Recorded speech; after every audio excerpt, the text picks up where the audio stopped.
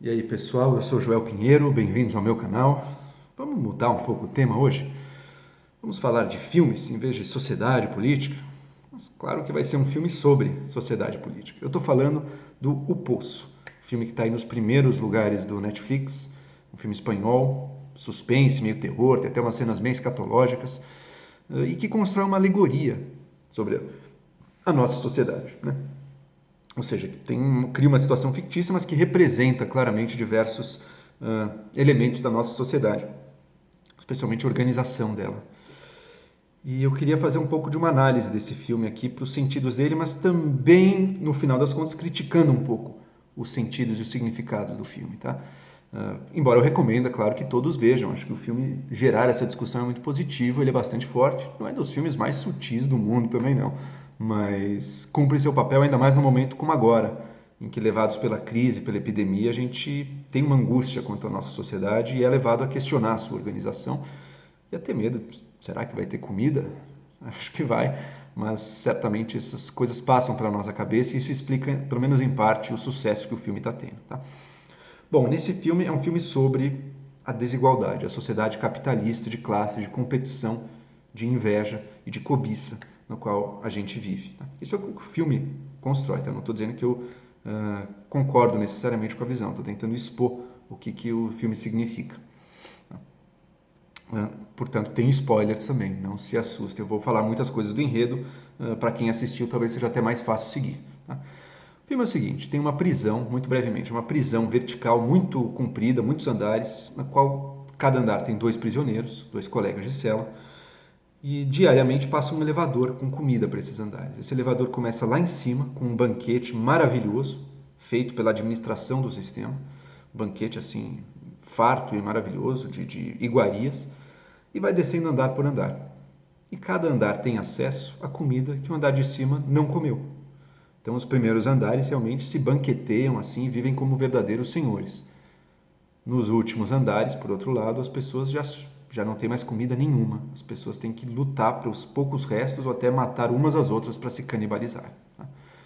Isso é claramente uma visão sobre a nossa sociedade de classes, né? Uma sociedade desigual, onde alguns têm muito mais do que precisam e outros muito menos. No filme, ainda um elemento interessante é o rodízio de celas. Cada mês, os prisioneiros são trocados de cela.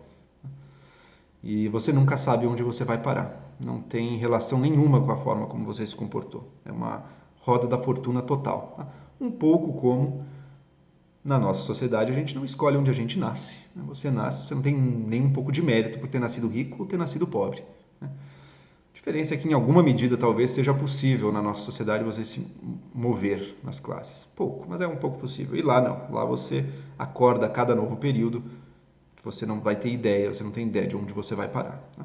Embora a sorte também tenha um papel muito grande na nossa sociedade. E bom, nas relações entre as classes que se desenham ali, quando a pessoa está por cima, ela despreza quem está por baixo. É assim que funciona. Né? E quando ela está por baixo, ela está desesperada e vai usar de todos os meios para se alimentar também, os mais bárbaros. É a lei da sobrevivência total. Ninguém questiona esse sistema, ele funciona assim. E se eu estou por baixo, eu sou desse jeito, se eu estou por cima, eu sou do outro. Posso até me dar bem com meu colega de cela, mas em última análise, se preciso for, somos inimigos. Tá? O homem é o lobo do homem nessa situação aí. Tá? Até que chega o Göring. O Göring é alguém que entrou voluntariamente ali, ele não, como alguns estão lá porque cometeram crimes, ele não, ele se inscreveu para entrar ali. E ele é um idealista desde o início. Tá? O prisioneiro pode trazer um objeto para a cela. Alguns trazem facas, armas. Ele não, ele traz um livro. Isso já mostra como ele tem uma postura mais idealista. E além disso, o livro é o Dom Quixote, ou seja, um livro de alguém que sonha em fazer a diferença no mundo, em enfrentar grandes vilões e salvar a humanidade, né? Embora esteja muito distante disso na realidade. Esse é o Göring. O primeiro colega dele é um verdadeiro burguês de classe média, que até é bonachão, até é divertido de lidar, tem uma sabedoria mundana ali da sobrevivência, mas que quando a porca torce o rabo, ele é o primeiro a agir das formas mais baixas e mais violentas para sobreviver, né? E para poder ver o dia de amanhã e para poder finalmente sair daquele presídio, né? Que ele está esperando um dia que ele vai ser liberto, né? Então é alguém que traz todos os preconceitos, até é divertido, é um cara que o Göring se relaciona bem, alguém que trouxe uma faca como seu objeto e logo ele usa essa faca quando eles estão no andar baixo ali. da burguesia, da classe média acomodada e aspirante que gostaria de subir mais, você não pode esperar a mudança desse sistema, né? E o Göring tem a vocação do reformador social, que ele passa realmente a vivenciar quando ele muda. Ele consegue de um jeito que não importa agora, o colega dele morre e ele vai parar numa cela com a Imogiri, uma ex-funcionária do sistema que resolveu entrar nele, até porque ela está meio desiludida, está com câncer, não vai viver muito lá fora, e que acredita na possibilidade do bem no sistema. Ela, inclusive, exorta os prisioneiros ali a não comerem muito. Não, eu vou separar a ração aqui, o racionamento aqui para vocês comem só isso para sobrar para todos, né? Porque teria, segundo ela, 200 andares a prisão, porque ela é funcionária, ela conhecia, e ela acredita que, exortando assim as pessoas, ela pode promover a mudança. Só que ninguém está nem aí, né? Ela dá esse conselho para andar de baixo, eles não estão nem aí. É o Göring que, ajudando ela, ele entende um pouco mais da mecânica social. Ele ajudando ela, ele diz, olha, se vocês não separarem, a gente vai cagar na comida inteira de vocês, vocês vão ficar sem nada. Então ele, por meio da ameaça, consegue a mudança social que eles precisam, né? E consegue começar a implementar o sistema deles. Agora, acontece que a Imogiri, na ingenuidade dela, ela era uma peça do sistema, né, que acreditava que ele podia ser bom, né? Só que ela não conhecia o sistema de fato. A prisão era muito mais profunda do que ela acreditava, era muito mais de 200 andares. Ela acaba se matando ali também, se desespera, né? E o nosso Göring, reformador social, que agora está dotado de uma missão clara, encontra um novo colega, o Baharat, um homem de fé, e a junção do desejo de reforma social com a fé religiosa, a crença numa transcendência que leva a pessoa a agir, que juntos aí sim eles passam a tentar impor o sistema que tinha sido pensado antes, mas impor por meio da força. Eles se armam e vão descendo de andar por andar para impor aquilo por meio da violência, tá? Então eles estão, é a reforma social por meio da violência sendo imposta aos outros ali. E olha, eles matam muita gente nisso, tá? Então, no fundo, o filme tem uma certa ambiguidade ainda. Então, eles estão tentando fazer o bem, mas a violência que eles estão causando ali é muito grande também contra pessoas que mesmo não fizeram nada, só tentaram burlar a regrinha que eles inventaram para todos ali, né? Quem são eles para terem inventado essa regra, né? Quem são esses reformadores sociais? Por que eles têm a legitimidade?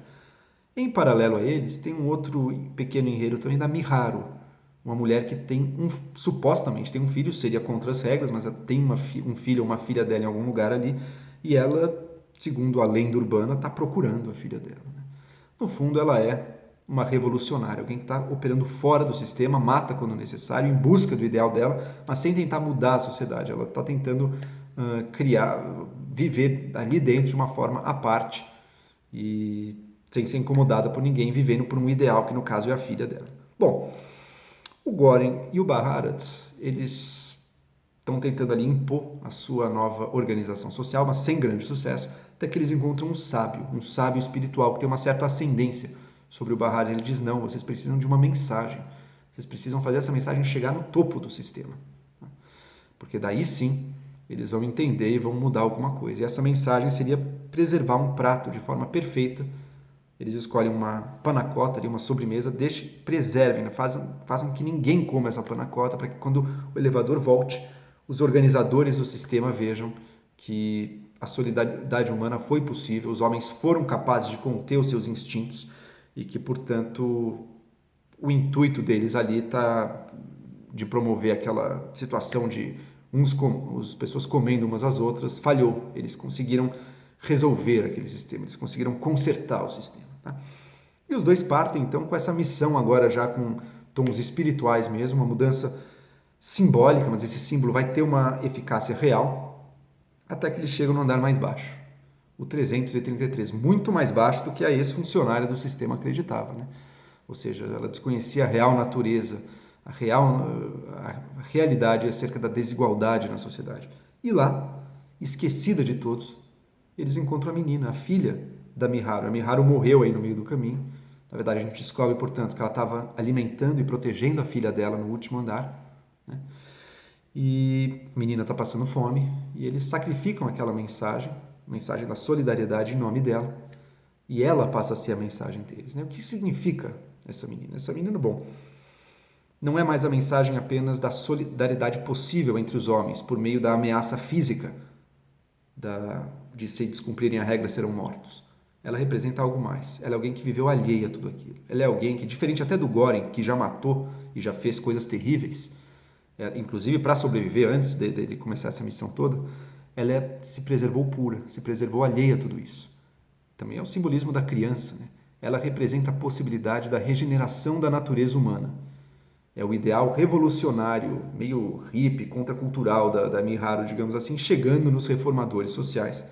E ali eles passam a ser imbuídos, olha, não é só manter essa sociedade com as suas regras, é mostrar que as regras estão totalmente burladas, porque a presença dessa criança aqui sequer era prevista, e também a construção do novo homem que vai ser levado até lá em cima. Um homem puro, um homem que não transigiu, e nisso o Göring até se sacrifica também, ele não vai junto. Ele já está à beira da morte, o caráter dele já não é mais puro, então ele escolhe só mandar a menina lá para cima. Né? E a próxima geração, a esperança de que a próxima geração de ser humano, radicalmente diferente da que veio antes, a própria natureza humana reformada, tem a resposta que dê fim, não se preocupem, não é corona, é só alergia. A próxima geração, a regeneração da natureza humana, tem a resposta ao sistema corrompido e injusto no qual a humanidade vive ali dentro. Né? É a resposta do reformador, no fundo, está no sonho utópico, mas talvez inalcançável, talvez até ilusório. Não? Eu vi que algumas pessoas levantam dúvidas sobre a realidade literal da menina ali, ou se era uma alucinação, não acredito que seja. Mas, enfim, ali estaria a resposta. E a gente não sabe se ela foi aceita ou não. A gente não tem quase nenhuma informação sobre o funcionamento do sistema. Tá? A gente sabe que eles são muito meticulosos e muito perfeccionistas. Tá? Tem algumas regras que eles impõem, tá?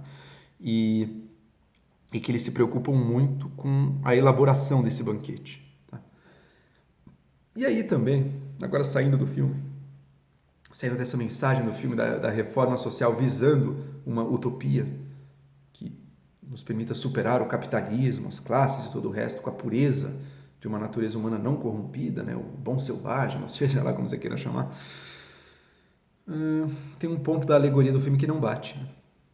Vejam, independentemente do que cada um dos membros da sociedade faça aí, no dia seguinte terá um banquete perfeito sendo distribuído por eles. A produção do valor nessa sociedade, ela é totalmente independente da distribuição e das interações entre os homens. Então, se eu aplico a regra da igualdade, ou se é cada um por si, cada um come o quanto quer, independentemente disso, um novo banquete terá sido produzido no dia seguinte. Isso é muito diferente da nossa sociedade. Na nossa sociedade, a distribuição nunca está totalmente separada da produção. E se você mexe na produção de uma forma imprudente, por exemplo, tentando fazer vigorar a igualdade estrita entre os homens, você pode comprometer seriamente a produção daquela riqueza, a produção daquilo que será dividido. Né? Por isso que o capitalismo não é tão fácil assim de ser vencido. Não basta o bom desejo da igualdade e a força para aplicar, ou o sonho da criança, ou seja lá o que for. Porque a tentativa de aplicá-lo pode destruir as bases da criação de riqueza da qual ele depende. Né? Tanto pela racionalidade da organização produtiva, quanto da energia, desse egoísmo que leva os homens, pensando em si, a produzirem mais, a consumirem mais e, portanto, gerarem aquela riqueza toda. Tá? A negação do capitalismo muitas vezes compromete e inviabiliza a geração de riqueza que os outros sistemas que se põem como alternativa ao capitalismo sonham. Né? Os cozinheiros são os próprios prisioneiros ali. Né? Existem banquetes? Existem. Mas se a gente quiser reparti-los igualmente entre todos, talvez não existam mais. Né? Portanto, a tarefa da reforma social, ela exige, sim, o Göring tem algum conhecimento da natureza humana, ele sabe que a coerção é necessária, mas exige um conhecimento e uma astúcia e uma prudência ainda mais profundas. Né? Porque não existe uma administração lá em cima produzindo banquete por nós, somos apenas nós. E se a gente tenta mexer levado pelos nossos sonhos mais puros, a gente pode comprometer e botar em risco tudo isso. Né?